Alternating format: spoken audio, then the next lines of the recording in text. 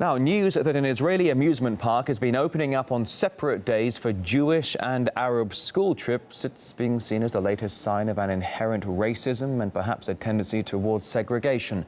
Street attacks against Arabs also appear to be on the rise and often include involving youngsters resorting to violence to express their anger.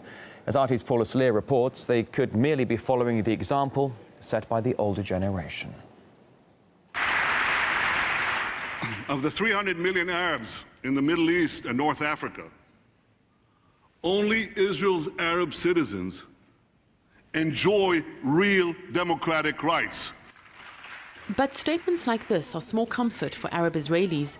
Whether or not they enjoy the right to vote, they face everyday problems of a more pressing nature. 3 months ago, Tel Aviv street cleaner Hassan Usraf was badly beaten up for no other reason than that he's Arab. One of them said to me, "Hi, Arab." I said, "Why do you say that? I mean, what's the difference? Arab, Jewish?" Then another guy came up to me and said, "You want a country, Arab?" The next thing the father of 3 remembers is being hit on the head with a bottle. Everything went black. I fell to the ground. They started kicking and hitting me.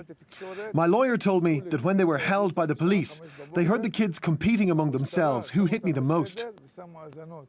Violent racism among Israel's youth has been growing steadily for some time. We went undercover, and this is what we found. A typical Thursday night in downtown Jerusalem. Young Israeli teenagers hanging out in the streets. It might be alcohol, drugs, or just plain boredom, but suddenly a fight breaks out. Undercover police arrive in seconds.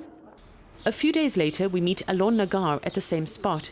He spent many days and nights here trying to help troubled youth.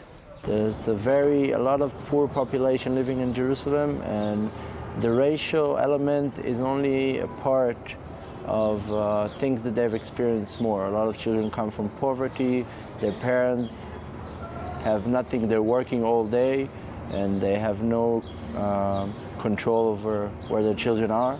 A lot of them are outside of school, dropped out of school. This is the generation that witnessed the Second Intifada as young children. The scars it left are deep. Those adolescents that were exposed to terrorist attacks and develop post-traumatic symptoms, they tend to exercise twice as much risk-taking behaviors, attacking innocent people just because they are Arabs with no provocation whatsoever. And that's very typical to people who feel in survival mode. Hassan is the latest victim in a growing number of racist attacks by Israeli youth against Arabs. An Arab and a Jewish teacher were recently beaten up when they exited their car. And an Arab commuter was attacked while waiting for a train. They get the inspiration from grown-ups. You don't show any sign you want peace, to live side by side, to resolve the conflict. So this stalemate causes tension. And all the wars and all the incidents and all the clashes that we see in occupied territories and the general militant atmosphere create a conflict which leads to hatred and legitimizes violence. Hassan has already had several rounds of surgery, with more to come.